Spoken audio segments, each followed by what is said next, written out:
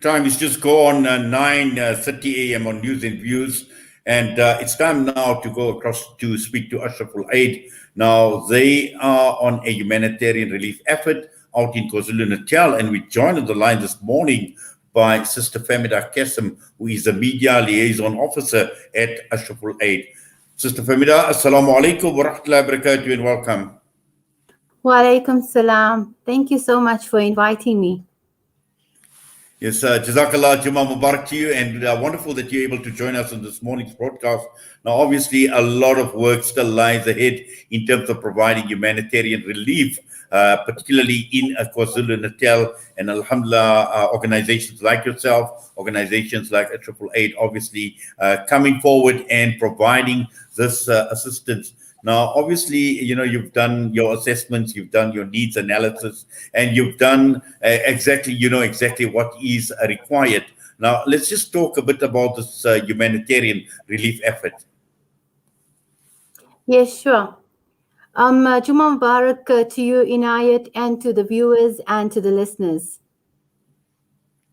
Yes. Now, Femida, let's just talk about Ashraful Aid, your emergency humanitarian relief effort in KwaZulu Natal.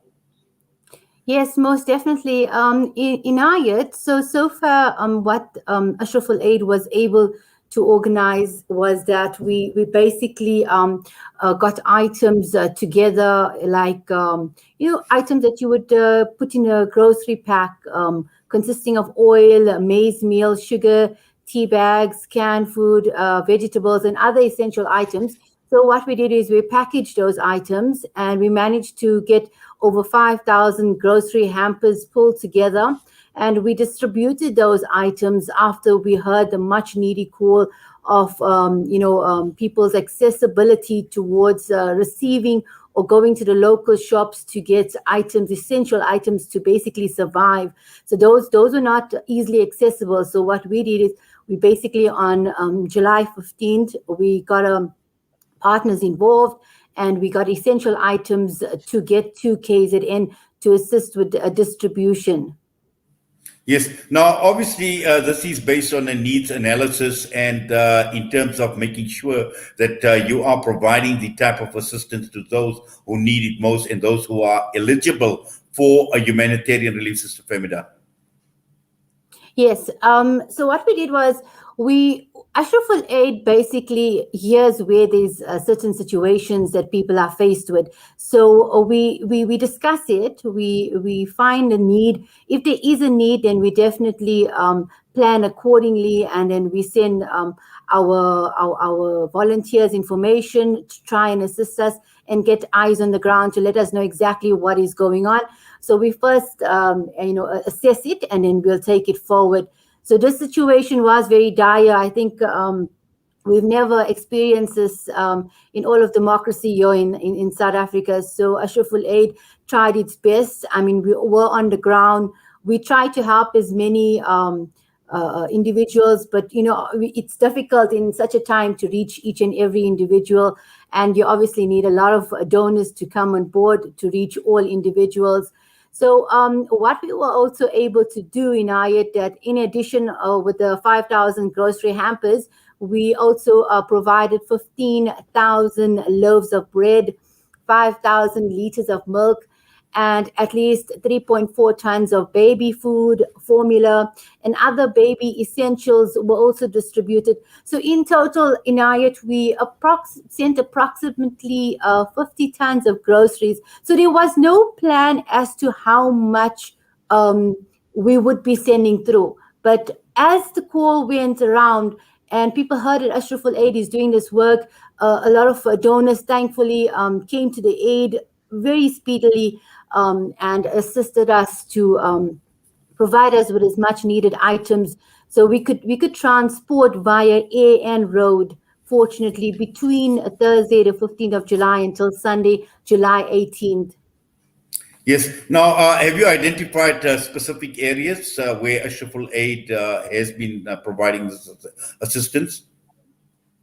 Okay, so what we identified is that what we did basically was worked with communities on the ground, and non-profit organizations and community leaders that we could liaise with on the ground, with obviously the help of our volunteers. So with that, we were able to get into areas.